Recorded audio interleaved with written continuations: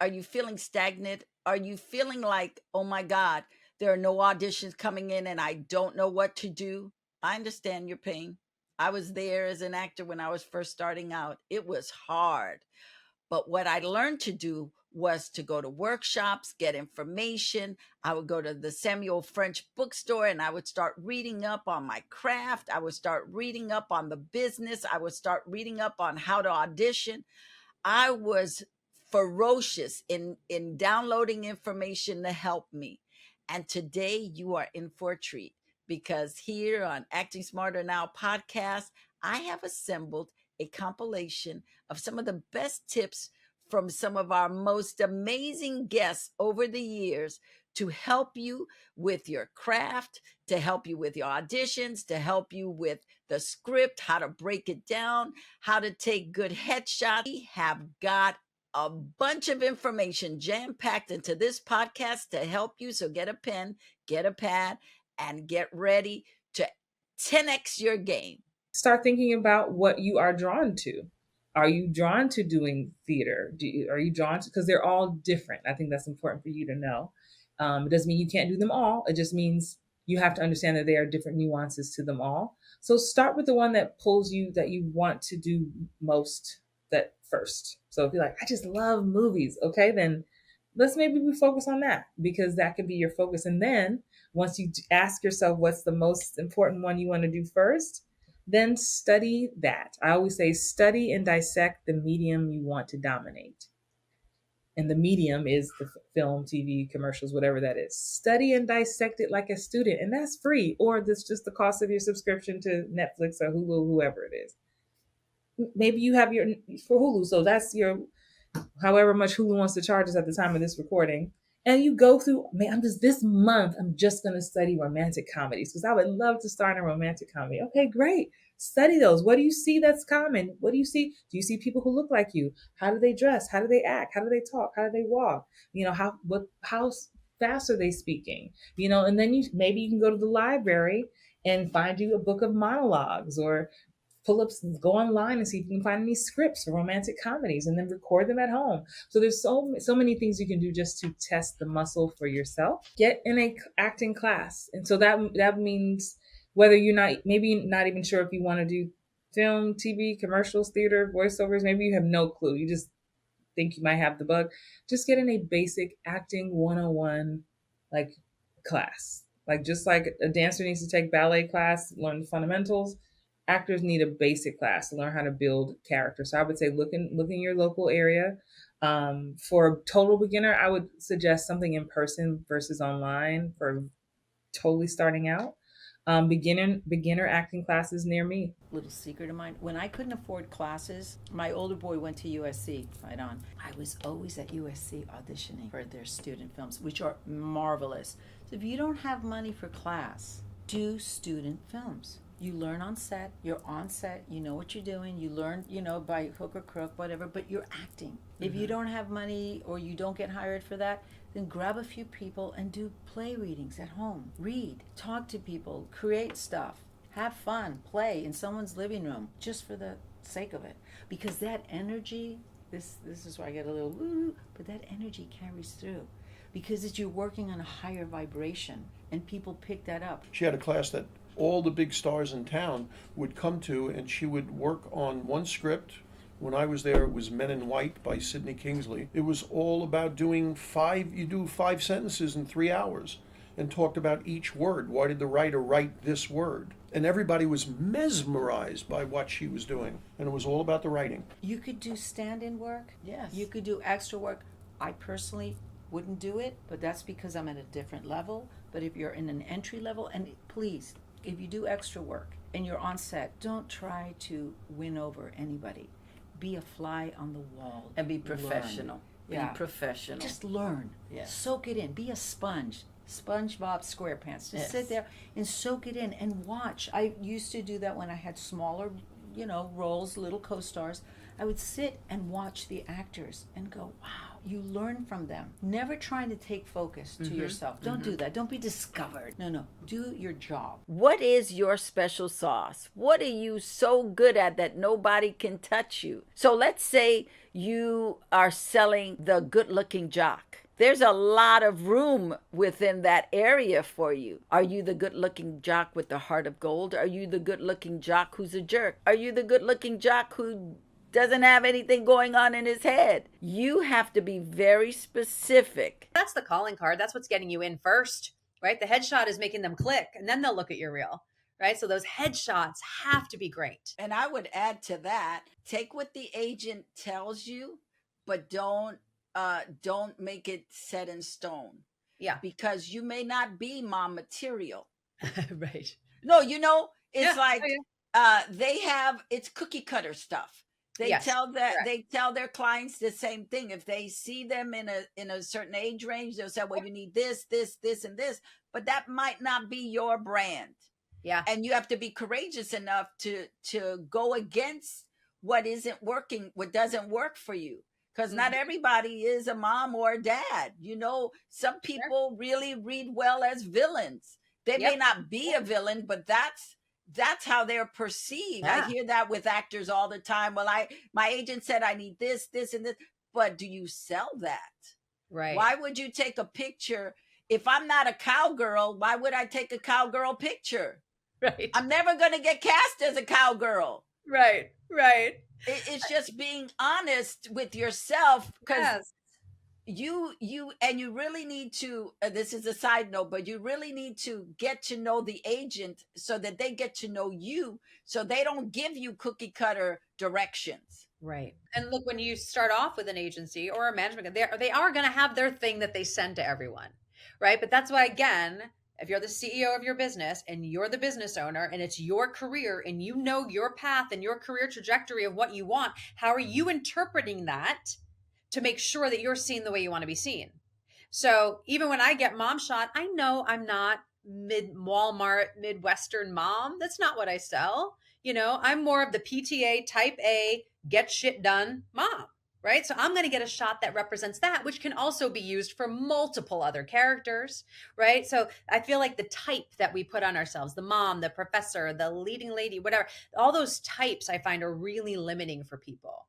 And our headshots have to be specific, but they get to be used for many roles, not just a mom, not just a teacher. Right. They get to be used for many things. You want to create a mood board? I highly recommend Pinterest. You want to be able to find the outfits for each look, be very specific, not just with the outfits, but also what's the energy? You know, what kind of pose are you going to give? What is the energy of that picture? Is it you very serious? Are you being quirky and fun? What kind of commercial look are you going for? What kind of theatrical look are you going for? What kind of editorial looks are you going for? Because when you go on your photo shoot, you want to show your photographer what the look is you're going for. And so if you're clear on what those, what the outfit is, what the makeup is, what the hair is going to look like, it's going to help you immensely. You really want it to fit your brand, whether I'm playing a mom, or I'm playing a lawyer, or I'm playing a hostess with the mostest. It's got to fit my brand. I don't want to be different people in the shots. I want you to know who I am doing this. I can't cast you unless I see you. So be you. Don't be thinking, what do I want? You have to show yourself, and all of the, you know, the quirks and the weirdness, like we want that. So it's like scraping away all this other stuff that we think is needed, and just bring yourself to the role. No one's going to be like you in that role. So just, you know, it's like putting on, if you and I wore the same, you know, green turtleneck, we would both look different in it because we would wear it differently. The same thing when you read lines. Branding gets a bad rap. I think a lot of people talk about it in the wrong way, and they talk about it in a limiting way. And I think actors resist it. And again, it goes back to me at 21. I can do anything, you know? And I think that's the big mistake, is you're not defining who you are in the career that you want and leaving it up to the whim of the industry. So for me, first and foremost, it's branding, because branding for me is not an armor that you have to put on. It's not trying to be something that you're not. It's peeling away, the layers of you to allow people to see it, to allow people to see all the sides of you, and really understanding the stories that you want to tell and that you tell better than anybody else. Like, what are those themes of stories that you're drawn to? Like, that's branding for me. And I think people think of it in the wrong way and negate it. And then their materials just aren't specific. And then they wonder why they don't have agents or they're not getting in the rooms they want. And then that just devolves into the cycle of blaming the industry, right? And not taking that responsibility. Be very aware of what you're submitting for. Look in the breakdowns. Look in Actors Access. Look at all those casting sites that you've signed up for. The Daily Variety, the Hollywood Reporter, the Deadline, Rap, Backstage, what's getting ready to go into production. Find out who the directors are. Is it a director whose work you really like? A producer whose work you like? Is it an actor whose work you like? Submit for theater pieces, submit for short films, submit for web series. Start submitting, but make sure that when you submit, it is something that you can really do. Don't just look, oh, they're looking for a Latina. Okay, I'm going to just send my picture and resume. No, you don't want everything. You want the things that really speak to you and will make you shine. Read and read and read the script. Don't say the lines out loud till you have read those sides at least a dozen times. Because when you're reading, you are finding more and more possibilities for choices and maybe what that story is all about. There is no scene that you're going to audition for or that you're going to do that starts at the beginning and finishes at the end. Every scene starts in the middle and ends somewhere where it's going to go someplace else. The whole story does not happen in one scene. I really notice that a lot of young actors do a mistake they do is they will get a script and they'll go, where are my lines? No, read everything. Everything. A script is a roadmap that leads you to where you're supposed to go with that scene. There's stage directions. Don't ignore what's in parentheses, sadly, angrily, things like that. Also, read it more than once, yes? Yeah. You want to read it at least 5 times so you can really start to understand and maybe even look up some of the words that you're not familiar with. Look up everything, especially if you're auditioning for, a medical show or a legal show or, where there is so much terminology. One thing I never, ever, ever let a student slack off on, I will call them on it. Did you look up that word? What is this? Can you explain this? I always get, no. Then why are you saying words you don't know? So research to me is everything. And you can't be an actor if you're gonna be lazy in that department. The research is just part of the job, right? So I'm gonna research it. Now, here's the key. As an actor, you can't just research it from afar. You've got to find a way to go, that's me. I'm researching me. I'm getting to know me more, because how can you play the role if it's at a distance, right? You've got to figure out how to bridge that gap. So I'll do a lot of research. I start asking questions, especially if there's something I don't understand. And then I start playing, and then I film myself, and then I ask myself, do I believe myself? I really do try to step out of my body and go, do I believe what that person is trying to be? And if I don't, I keep at it. So when I get a script, I visualize myself in the script, not at the audition, not taping in my office. No, I see if the script is set at the hospital and I'm a nurse, I sit down, I close my eyes, I chill out, maybe put some soft music on, and I see myself in the world that I'm about to audition for. Then the auditory. What does it sound like in the hospital, right? Like, what's going on there? Do I hear phones ringing? Do I hear, doctors running down the hallway? Do I hear babies crying? I don't know. And kinesthetic, what does it feel like? Or how do I feel within myself?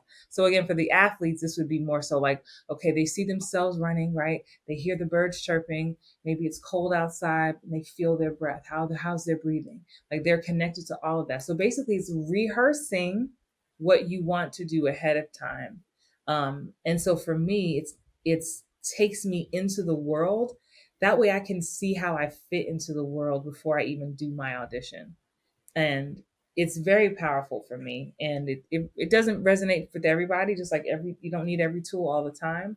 But visualization is a huge thing. And if you're a person who tends to get nervous easily, especially if you have a live audition, this is really great because once you get really clear on the story you want to tell, it keeps you focused. I try not to make up stuff. What's here on the page? What makes sense here for this person doing this thing? So that's common sense. Your job as an actor is to figure out motive for your character in the pages that you've been given. So if you have 3 pages of sides, then your job is to break down that scene and figure out motive for your character and in those particular pages. And then once you have figured out what your character wants or needs, and more importantly, why, then you can start to memorize the dialogue. Because now you're adding that silent story underneath it. You're layering in that subtext because you've identified what your character needs or wants, and more importantly, why in that scene. If these answers elude you, and you just go start memorizing dialogue, I guarantee that your interpretation is going to come off one-dimensional. It's going to come off bland. And good acting teachers tell you not to memorize the lines before you know the piece. Good Correct. Acting teachers Right. will tell So you yeah. do not Otherwise, memorize until you know everything you need to know. You're asking yourself questions, which is the first thing to memorizing lines, to memorizing. They'll say is when you create questions, your brain will instantly create meaning. Okay? And then to get clear on the facts. Where does this take place? What are the relationships? What's the conflict? What happened the moment before? Not making that stuff up, but what's the facts of it? And then the next thing you do in the 9 questions is relate to it. How do I relate to it? Then you make it personal. So now you're creating more meaning, right? Third is, what is the experience of this scene? When you're thinking about what is the experience, what do I see, hear, smell, touch, taste? What do I sense? And when you do that, you're now attaching even more meaning. So it's like taking these words, understanding, comprehending what they mean and creating that story, connecting to that story, creating meaning to that story. And if you're doing that all at the same time, you are literally internalizing the story, and then the dialogue will follow. When you see an audition and it says you have to cry, I got to tell you how often students see that and that becomes the focus of the whole scene. And that's not the point, right? We got to build to that point, and then it's got to happen in a natural way. You can't just focus on that, or you're going to spend the entire 2-3 pages leading up to that moment completely sidetracked, and blocked off. Several things that are key. One is listen to what the other person is saying. The most important tool an actor has in his arsenal. Because it's all living in your ears, it's all happening there. Your reaction is going to happen if you're actually listening, being present to the circumstance that you are in, whatever it may be. Right. If it's a first rehearsal with another actor, let the actor live. Don't start dictating, you do this, I'll do this, you do this, I'll do this. See what's going on. It's all about chemistry when you're doing a scene with somebody. And then you got to figure out, okay, are we fulfilling what's going on in the scene?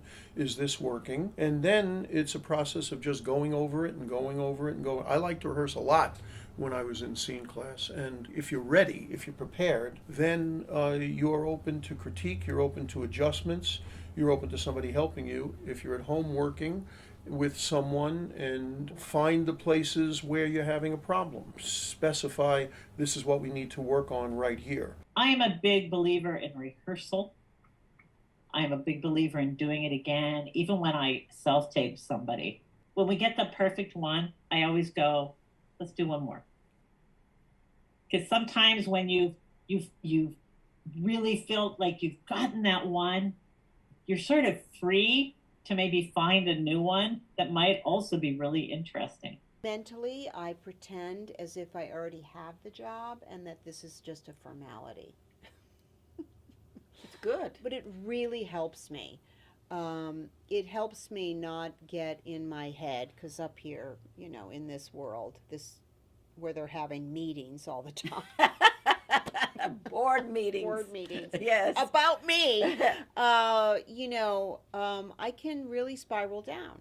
So I do this thing where it's a formality. I mean, we've all gone in and read, done somebody a favor and read and auditioned with somebody else when we already have the part. So that's what I kind of pretend. That's one thing I do. Two, I make a really solid choice, and I go in with that. Now, what is that? When you say I make a solid choice? It's really well thought out. I mean, I know what just happened. I know what's making me say the dialogue. I know how I feel. I know my point of view. I've made everything personal.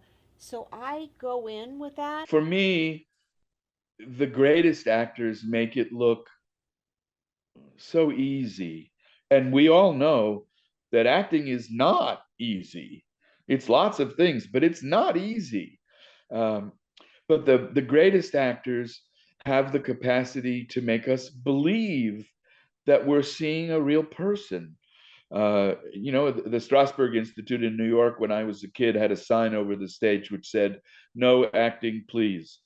And so that was influential for me. I don't in music, the singers that I gravitate to seem to just let the song spill, and then eventually dynamics come into play. And when you get mad, you might have to scream a little bit, and when you might have to let your emotions be revealed and heightened when something is very intense. All of that is skill, craft, but it's also connection. If you make a genuine connection to something that helps you marry with the character's circumstances, when the character is desperate, you'll cry. When the character is furious, you might scream. I believe that if you answer the who, what, when, where, and why, that the how will almost always take care of itself. If you do your preparation and your research, and you make your connections, and you plumb your imagination and your intuition and your experiences, you'll get where you need to be the character. I guess what I learned is that no one method solely is right for any one actor. But the things that I took from Meisner and that I bring to my classes are, one of his beliefs was your choice is there within you, and sometimes the reason for the repetitions is you unlock it. You find it, you find it, you find it, you find it. Whatever works for you. There's no secret. I like to say we're not plumbers. Plumber takes a pipe, a 6-inch pipe with an 8-inch pipe. They put it together with a clamp, and it works, and the water goes through. Actors, it's all out in the cosmos. We never know what's going to work. That's why we experiment. That's why we try things. That's why there's a lot of tape in the cameras and stuff. You succeed, you fail. You succeed, but if you're not willing to fail, you're going to be boring. So you got to really try to shake it up. I mean, who would play Medea if they weren't the kind of actor that embraced whatever was on the page? Who would play any of the Shakespearean villains? Who would play the drug lords and the killers? Who would play Ted Bundy? Unless they were the kind of actor that thought, "Ooh, delicious stuff that I get to devour, and how fun is this going to be?" So those are the kinds of actors that I gravitate to, the ones who say I get to, and not the ones that are complaining and making life miserable for everybody.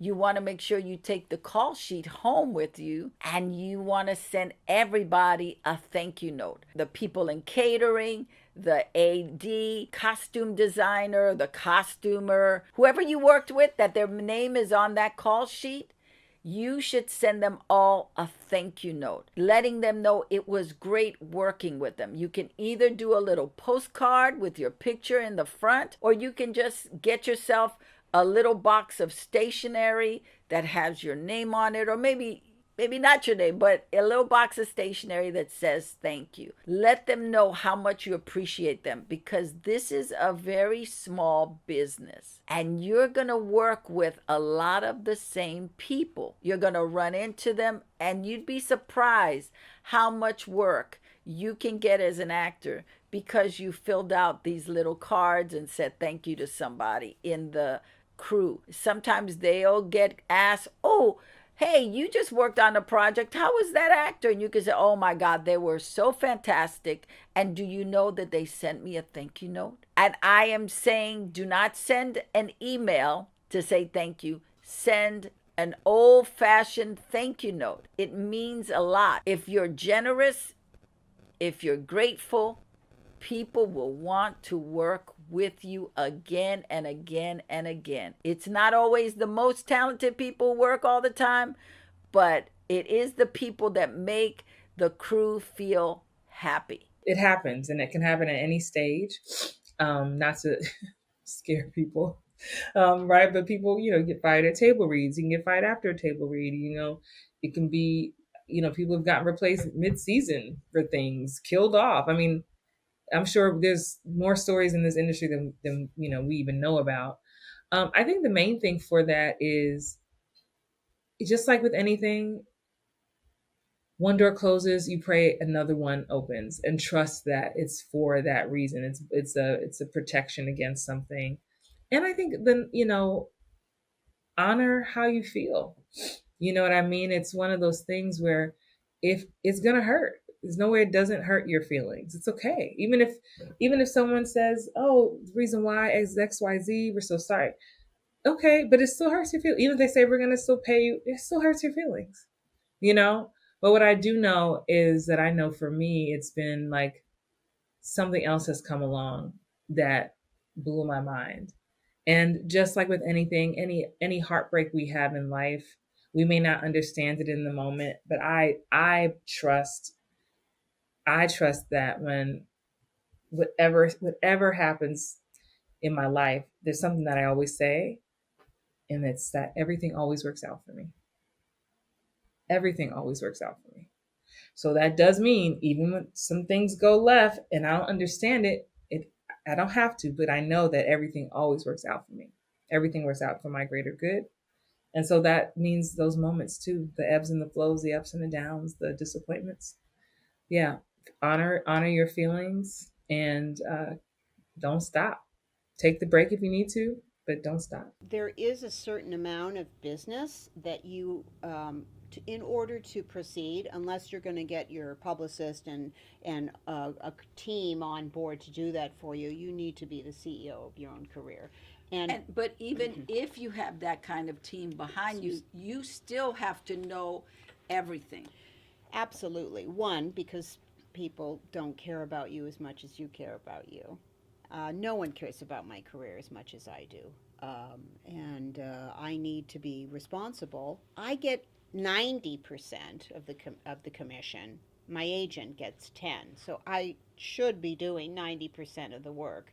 And I believe that I can make my agent's job, and thus my job, a lot easier by promoting, marketing, making sure that my relationships with casting people, directors, producers, other actors is intact and good. I want as many casting people to know who I am, so that when my agent picks up the phone or submits me online, which is all they do now, that they are familiar with me. So I try to do the advertising rule of 7. I try to get my face or my name in front of them 7 times, and then they actually believe they know me. So I'm very big on social media. I try to friend or communicate on all the platforms with as many people in the industry as I possibly can. Um, I'm not so much a horn tutor as I congratulate people, try to have dialogues about things that we have in common so that I'm, viewed as a real person and I have some kind of a relationship with them.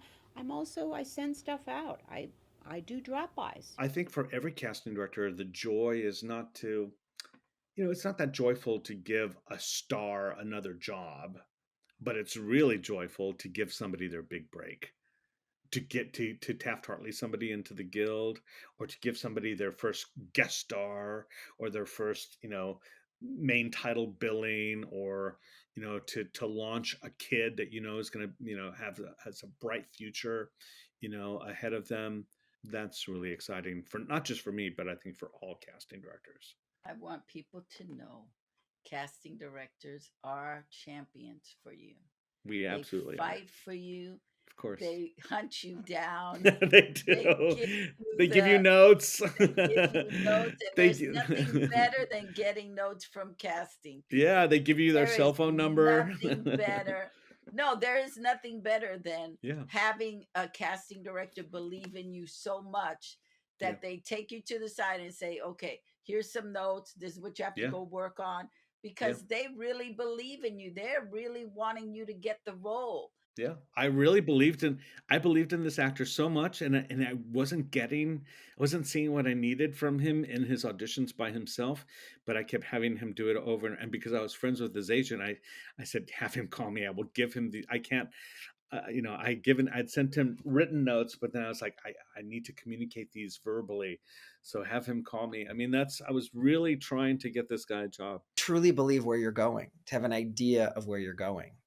And I think, one of the tools that I use with actors when they're meeting with representation, when you're meeting with an agent, I would say the number one thing that gets an agent to fall in love with you, or a manager, is when an actor is non-delusional.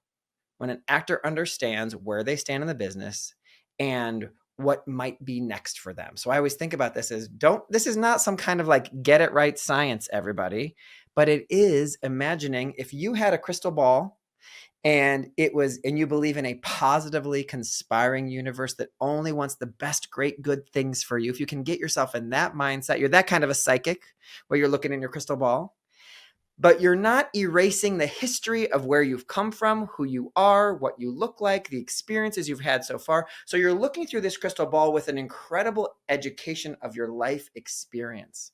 It's not just, and now I fabricate, right? You've got 64 Crayola crayons of the life experience and training and shows you've already done and roles you liked and didn't like and parts you liked playing and parts you didn't like playing that you bring into the conversation with that crystal ball. And then you look through that crystal ball. This is sounding very esoteric, but stay with me at this metaphor, people. And you go, what is likely to be what this career looks like?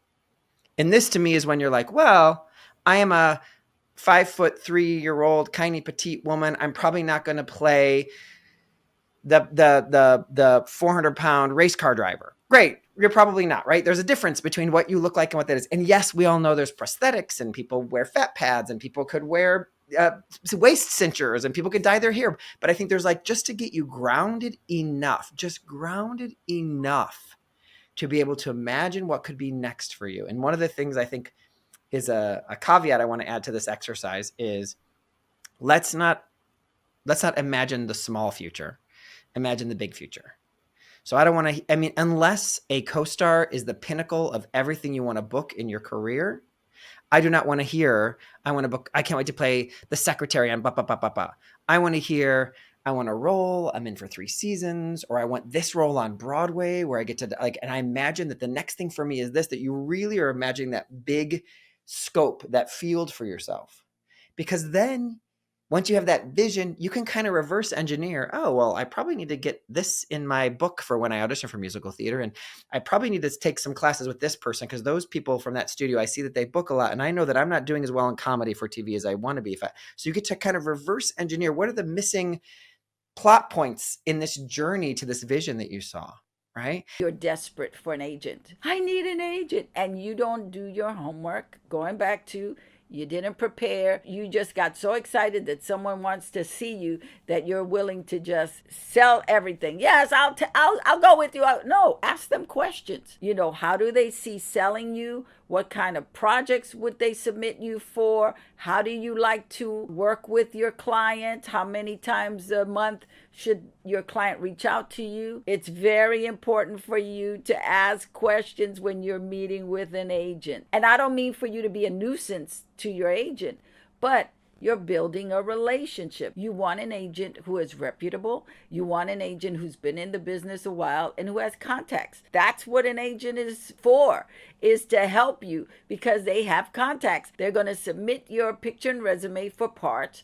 And normally, when agents have been in the business a while, they know a good group of casting directors. So when they submit you, they know that casting director is going to respond back to them. Either say, yes, we'll give you an audition time for your client, or they're not right for this. You don't want an agent who is just making cold calls for you. You can do that yourself. You want somebody who's connected and that you have singled out those agents that you think you are a good fit for. That means you're going to IMDb, you're looking them up, you're looking to see, what talent do they represent? Who are the actors out there that they have? That's the kind of caliber of agent I want to be with. I like his list of clients. I want to be with him. When you're seeking a theatrical agent, you do not want the agent to have 5 other people similar to you. That's not good for you. It's only good if you're with a commercial agent. Then it doesn't matter. It's not about how many people look like me, because that's all a numbers game, right? There's a lot of soda pop companies. Once you book one, you're not going to get any more. So they're going to bring in the other actors to submit them for those soda commercials. But in theatrical, it's always about you being the only one that agent is representing. I try to call my agents with something very positive to ask them about. A project, something that I think I should get into, but mostly it's about, I heard that this is happening. I would love to get an idea. I know this person. So I'm not calling just saying, hey, how come you're not working for me? I'm calling with a very specific idea in mind. Because if you call them and say, you're not working for me, I mean, people are people. Agents are people. They don't want to hear negativity. So if you can call with something positive about, I know this producer, I know this director, I know this actor, and I think I'm right for this show, that's the way to get in touch with an agent. And don't bug them, because they have a lot of, they have 75, 80 of you who want jobs. Everybody wants jobs. Everybody wants to work. So be specific when you call your agent. What some actors don't necessarily understand is that I'm working for free until they've booked something. So I could represent an actor for a year. I submitted them on, let's say, 350 projects. I'm talking commercial and print. Let's say I got them 27 auditions in a year. They got 5 callbacks and they got 1 avail. So all the work that happens behind the scenes on Casting Networks, Casting Frontier, Actors Access, my personal notes on people, phone calls, text messages, emails to casting, that all was a net 0 money for me. But they don't understand necessarily. They got all those things, but nothing was booked. But I put in quite a bit of work and I didn't make anything, which is fine. I know what we signed up for and I understand the process. But I'll have actors say, can I have the submission report? Like, I'm a little disappointed. I haven't booked anything. Well, I don't book the job. You do. If the casting director thought you were right, you got the audition. So you need to do everything you can to book it. Your agent gets 10% of whatever you make, but it is up to you to do 90% of the work. You cannot expect an agent to be the God of all for you. You cannot expect the agent to read your mind when you don't communicate. You can't, those expectations are so farcical. Preparation and respect and collaboration and community are all gigantically important. I've always professed that it's very important to get the long view. And Lydia, if you don't have the long view, you'll skip steps, you'll take shortcuts, and that's going to come back and haunt you, because there are no shortcuts. There are no easy routes to success. This is a demanding profession in so many ways that if you aren't willing to do the work and do the investigation and do the preparation, eventually it'll catch up to you and kick you in the ass. I equate acting a lot to dance. Not that I'm an amazing dancer, but I've taken enough dance classes to know that you've got to do little exercises of specific things that are going to ultimately end up in the bigger picture of the bigger choreography you're going to do. Same thing with acting. You're going to be given 2 to 3 pages or more of content that's going to really require those little craft practices to have happen, because they can't miraculously occur when you're given a bulk of pages. Everyone wants to play the lead or a series regular, but have you put in the work to put in all those little moments? If you're going to be an actor, you better hold on to that work ethic, because we're in a day and age where actors want a quick fix. They want it fast and they want it now. They don't want to do the work. Right. And I'm really glad. And they haven't, and a lot of them have not been trained in process. No, because they're doing cold reading, they're doing video classes. I always say to people, and this common sense, I'm thinking of you, common sense. If I admire Meryl Streep, Marlon Brando, Al Pacino, we could go down the list of greats. Not one of them did a cold reading class. Not one of them did an on-camera class. Common sense, they were extraordinary because, like you, they put in years of studying and training and investigating tremendous material. Not 2 pages of nitwit dialogue. No, tremendous material, well-written material. So when you're given the mediocre, you turn it into gold. Yes, that you can turn it into gold. Because you can look at it and go, oh, I can see where I can do something here. Yes, and you don't settle for mediocre. Right. You find something in it, something you can bring to it that becomes yours. Watch a YouTube tutorial of something. Look into classes that you may be taking. Check in with a friend. Go for a walk. Go to your day job. Like, do the things that are required of you just for being a human being, and checking them off your list, and they're going to feel like little wins. It's when we procrastinate that the little voice in our head says, you're no good. You're not amounting to what you should be. You're lazy. You aren't a good husband. You're not, should you be a talent agent anymore? Was this a mistake to do an agency on your own? These all little things come to me. So, but those only come to me when I'm not doing the other things. The louder the voices get when I'm not. You're not on your path. You're not on your purpose. No. You're not. Yes, absolutely. It could be as much as I didn't make my bed and take the trash out. Right. That could start my day off with, and it could trickle down into like these big monsters. Mm-hmm. Mm-hmm. The difference between do and try. If actors are going out there, they're not trying, they're doing it. When you audition, you are doing it. When you go to a function and put yourself out there to meet people, even though they may not talk to you, sometimes you go to those events and you probably more familiar than me of going and saying hello to people, and they go, oh, hi, and then they walk away.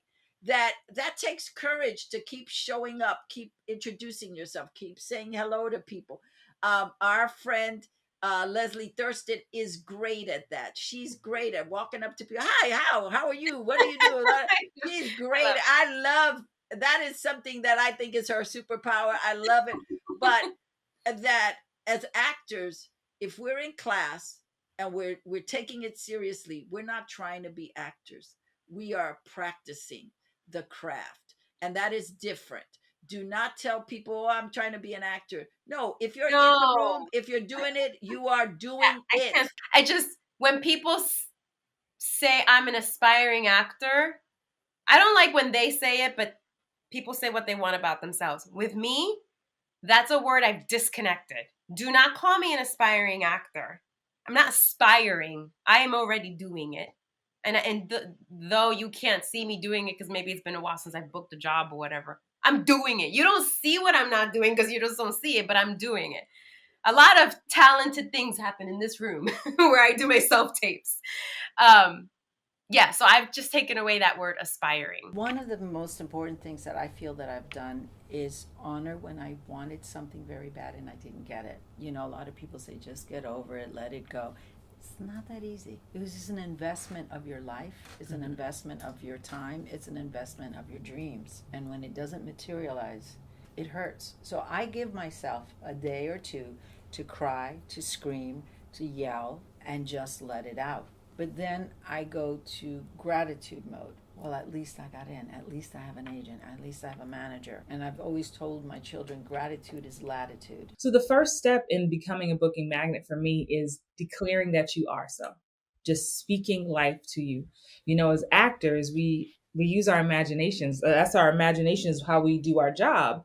But oftentimes I feel like we can use our imagination as like a lethal weapon instead of something that can be positive and bring life and joy in the best case scenario to us. You know, it's like having an audition and you can think, I'm going to crush this audition. Oh, I can't wait. I'm going to be amazing. They're going to love me. Or, oh my God, I hope I don't forget my lines. Oh my God, I'm going to be so nervous. Oh, this casting director, what if my agent drops me? Like, it's like a light switch, on or off, positive or negative. And at every given moment, we have an opportunity. And if we catch ourselves in the negative, in the dark, okay, we can reset, turn that light switch back on. So the first step to becoming a booking magnet is declaring that you are and doing things every day that guide you in that direction of what you desire. So if you want to book more speaking roles, well, then you can practice. How are you practicing? How are you working your craft? I like to say Serena Williams, you know, doesn't just say she's a tennis player and then waits for a tennis match to come up, then gets ready. No, like she's practiced since she was a kid, been practicing every day, like fine tuning the craft. And it can look different for everybody. And I know you know this, Lydia. It can be, it could be from picking a book to read every month that's dedicated to a different style or technique of acting. I know for me, my favorite way to prepare and study and stay fresh is by studying television. Like I love TV. I love dissecting movies and characters and, oh, the way they did that. Oh, Kate Blanchett did that. Oh, the way Paul Giamatti walked in that scene. Like that's my masterclass. That's, you know, it's just the cost of my subscription, you know? It is the most comprehensive career you can ever have. You need to know everything about everything, or at least a little bit. You want to be a princess? You got to know geography. Where's she a princess of? Mm-hmm. The difference between being a princess of the Caribbean islands or being of the Netherlands. What's the Netherlands? History. You have to know science. Right. And I think that's what makes actors so compassionate, because when you step out of your zone and you're living the life of a character and you're seeing the world through their eyes, then you have compassion for how other people feel. And I know in this political climate, not to get political, but a lot of people go, well, who are these actors to say and feel, and who are they? Well, the truth is that we're storytellers and we are telling stories of lives. And when you're doing that, it opens and expands you, as opposed to other careers that you are limited to just that. Not that you're, you know, but we are expansive. I'm a believer that acting is medicine. I don't care what anybody says. To me, it is like being a surgeon, because you're going into somebody's heart, you're going into somebody's mind, and your performance has the ability to change their lives. Yeah. So for me, it's serious business. I don't want to hear nobody say, well, you know, it's just acting. No. If you're doing it right, it is transformative. So now that you got tips on your craft and tips on your business, and you know what you're going to be doing, now you want to get ready for publicity, because once you get those jobs, you got to publicize them. So this next video coming up is going to give you some great tips on how to publicize your work. Whether you have that publicist or not, you can do a lot.